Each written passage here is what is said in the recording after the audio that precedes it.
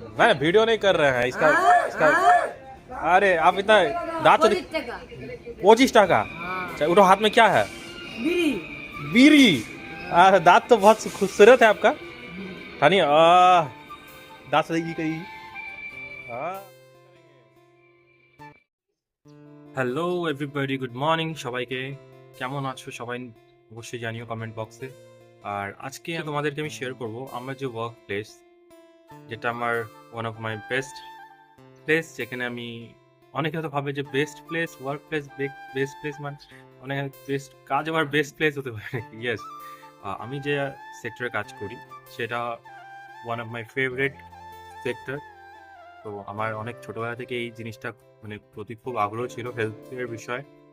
So বড় হয়ে এই সেক্টরে কাজ করছি, সো খুবই ভালো লাগে। আর আজকে আমি ঘুম থেকে উঠে নিজের ব্রেকফাস্ট কমপ্লিট করলাম। কমপ্লিট করে এখন স্নান করব। স্নান টান করার পর নিজের সেন্টারে যাব। সেন্টারে গিয়ে গিয়ে ওয়ার্ক কিছু কাজ আছে, তোমাদেরকে শেয়ার করবো, দেখাবো। আজকে আমার সেন্টারটাও তোমার সাথে শেয়ার করবো, দেখাবো। আচ্ছা, আর একটা জিনিস, কদিন আগে না লাস্ট আমার যে ভিডিওটা আমি আপলোড করেছি এই চ্যানেলে, আই থিঙ্ক এটা নিয়ে আমার থার্ড থার্ড ভিডিও মেবি আর ফোর্থ ভিডিও হচ্ছে। ওকে, সো সেক্ষেত্রে আমার যেটা লাস্ট ভিডিও আমি আপলোড করেছিলাম, সেখানে আমার এই পুরো চ্যানেলের যতগুলো ভিডিওস আছে সেখানে আমি কোনো কপিরাইট নেই। আর কপিরাইট থাকলে আমি সেই ভিডিওটাকে আমি ডিলিট করে দিই, কারণ আমি কোনো রিস্ক চাই না যদি কোনো মনিটাইজেশনে বা কোনো রকম। ঠিক আছে, এই জন্য আমি যখনই কোনো কপিরাইট দেখি আমি ডিলিট করে দিই সেটা ভিডিওটা, কন্টেন্টটাই ডিলিট করে দিই। আচ্ছা, বাট যা প্রবলেম যেটা হয়েছিল আমার সাথে ইউটিউবে, আমি একটা ব্লগ করলাম লাস্ট ভিডিওটার মধ্যে। আমি একটা মিউজিক স্টোরের দেখালাম। মিউজিক স্টোর, আমার একটা ফ্রেন্ডের মিউজিক স্টোর আছে, ইনস্ট্রুমেন্ট স্টোর। তো সেক্ষেত্রে সেইখানে একটা ক্লিপ আছে। মানে আমি জানি যে ইউটিউবে যদি তুমি কোনো কারোর ট্র্যাক বা কোনো কিছু গান লাগাও, সেক্ষেত্রে কপিরাইট আসার চান্সেস থাকেই, কারণ কপিরাইট আসেই। বাট এই জন্য আমি যেহেতু জানি, তো এই জন্য আমি কী করেছি, আমি জাস্ট নর্মালি যে নিজের গান করে একটা, সেখানে জাস্ট নিজের গান করা, আর একজন আমার ফ্রেন্ড গিটার প্লে করছে, তো সেইটাতেও কপিরাইট এসছে। তো আমি বুঝতে পারি না যে এটা কীভাবে পসিবল।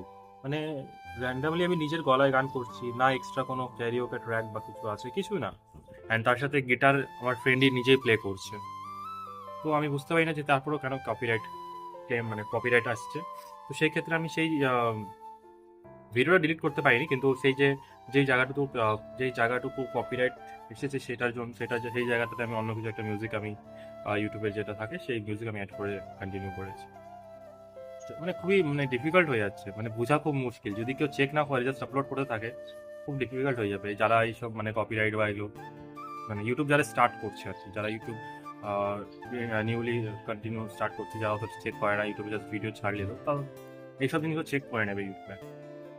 সো এনিওয়ে, আর আজকে আমি এখন যাই স্নান করি।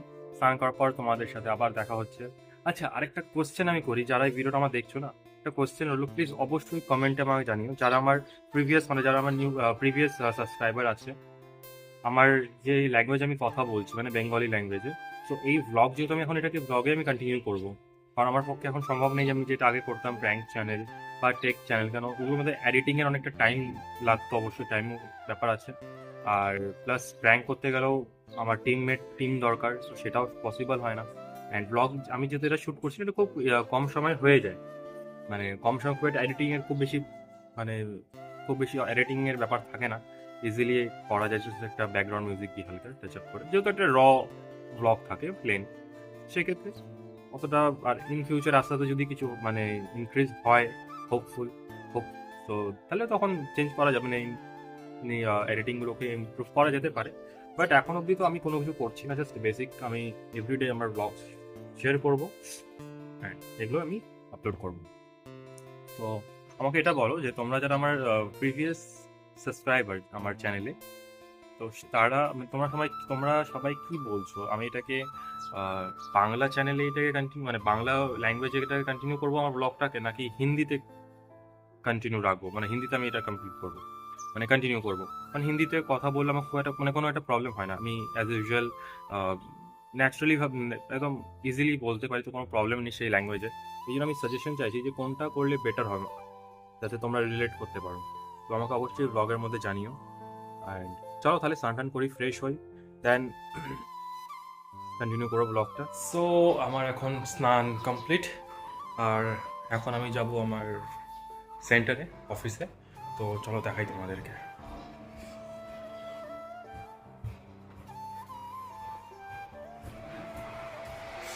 স্নান টান করে এখন জাস্ট ফ্রেশ হয়ে গেছি। স্নান করার না ফ্রেশ লাগে না?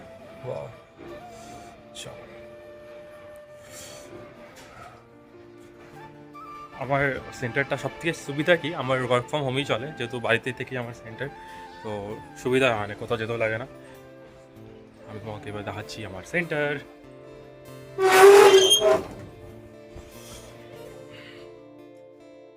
লাইটটা জ্বালাই।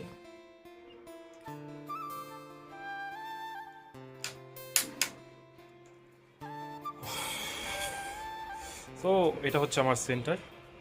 সেরকম কোনো বাইরে পোস্টার ব্যানার লাগানো বানাতে দিয়েছি, সেটা চলে আসবে কদিনের মধ্যে। সো এটা হচ্ছে আমার সেন্টার। এখানেই প্রায় আমি বসি, অ্যান্ড যত আমার কাজ অফলাইন অনলাইন ওয়ার্ক, যখন কোনো ক্লায়েন্ট আসে আমি তাদের সাথে এখানেই বসি অ্যান্ড তাদের সাথে কনসাল্ট করি। অ্যাকচুয়ালি কি না, এই বিষয়টা আমি বলছি, আমার সেন্টারে যারা দেখবে, যারা ডক্টরদের যারা চেম্বার থাকে ডক্টরের, ওখানে পেশেন্ট দেখবে লাইনে বসে থাকে, কমপ্লিটলি লাইন করে ডক্টরদের চেম্বারে। কিন্তু যখন ফিটনেসের ব্যাপারটা আসে না, ফিটনেস মানে হেলদি থাকতে লাগবে, এটার জন্য যে আমাদেরকে গাইড করবে বেটার, বা কে গাইডেন্স দেবে, সেটার যে অফিস বা সেন্টার বলো, সেখানে কিন্তু অতটা ক্রাউড বা লাইন থাকে না, খুব রেয়ার কিছু মানুষ থাকবে। কেন এটা হয়? যখন আমরা, আজকে হাতটা অনেক ব্যথা করছে, যখন আমরা ডাক্তারের কাছে যাই, ডাক্তারকে কখন যাই? যখন একটা সার্টেন হেলথে কোনো একটা ইস্যু হয়ে গেল, এবার আমাকে কিছু করার নেই, আমাকে এনি হাউ এটাকে ঠিক হতে লাগবে, দেন আমরা এমার্জেন্সিতে ডক্টরের কাছে যাই।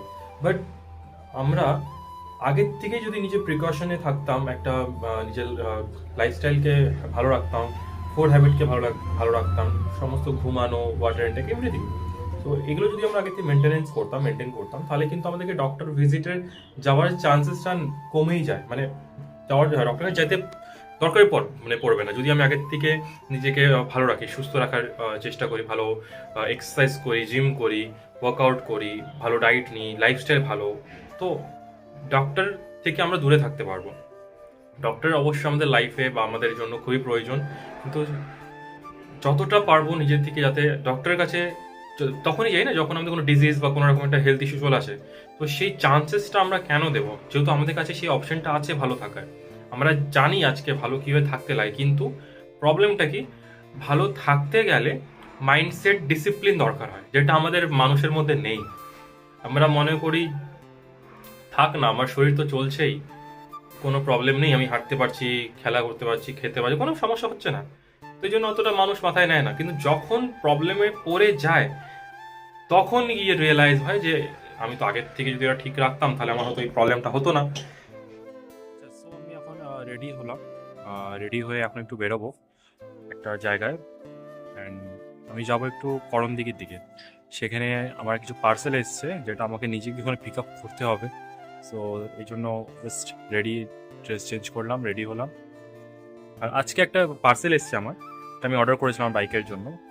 এই যে এটা একটা মানে বাইকের যে চেন হয় সেটা ক্লিন করার একটা ব্রাশ।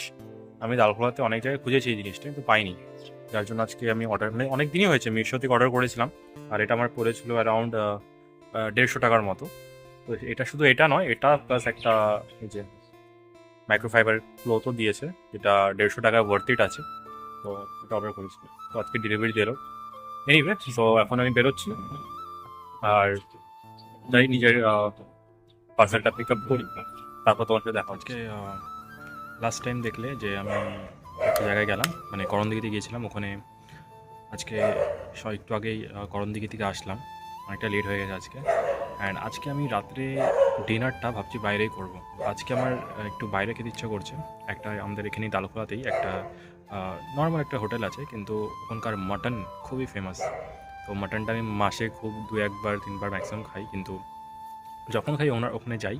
তো পূর্ণিয়ামার একটা দোকান আছে, তোমরা যারা দালকা থেকে দেখছো ভিডিওটা, পূর্ণিয়ামার একটা দোকান আছে হোটেলে, সেখানে মাটনটা খুব টেস্টি হয়।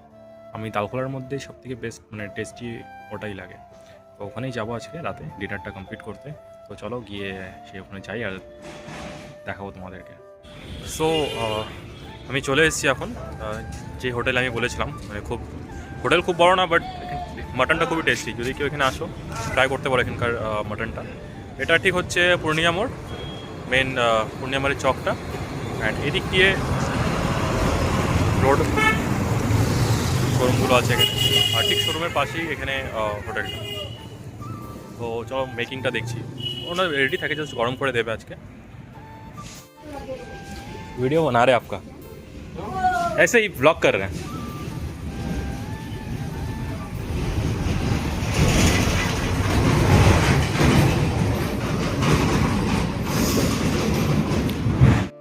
আর এখানে যখনই আসবে না, রাতের দিকে যদি আসো তো তাড়াতাড়ি আসবে, মানে খুব শর্ট টাইম এখানে মাটন যেগুলো থাকে শেষ হয়ে যায়।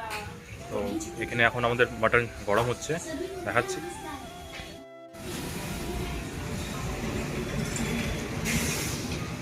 भैया मटन जो बनाते हो सर, रेसिपी क्या है थोड़ा बताइएगा, क्या है खास आपका नहीं ले रहे तो अभी बता दिए भैया क्या बनाते हैं ऐसा। जैसे यहाँ पे देख सक रहे हैं मटन बन रहा है। चलिए कोई नहीं, फर्स्ट टाइम भैया लोग थोड़ा शर्मा रहे हैं। আমি বসে আছি, অর্ডার করে দিয়েছি মাটন আর রুটি। মাটন আর রুটি খাবো। আমাদের খাবারটা জাস্ট কিছুক্ষণের মধ্যে আমার খাবারটা আসবে। অ্যান্ড তো আজকে রাত্রে ডিনারটা এটাই করবো বাস। তারপরে ডিনার কমপ্লিট করার পর শুধু বাড়িতে গিয়ে 5-10 মিনিটের কাজ আছে, দেন রেস্ট নিয়ে করবো। তো এতক্ষণ এটা আসুক তারপরে দেখাচ্ছি।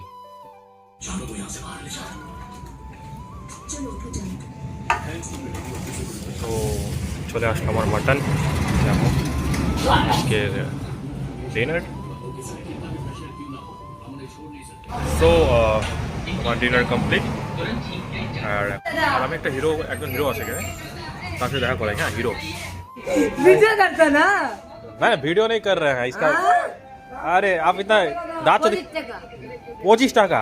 अच्छा उठो, हाथ में क्या है? बीड़ी बीड़ी। दांत तो बहुत खूबसूरत है आपका। ठानी दांत से करी। আর এখন বাড়ি যাব, তারপর এই ব্লগটাকে আমি এখানে এন্ড করছি। সো নেক্সট আবার ব্লগে দেখা হচ্ছে, রাইট?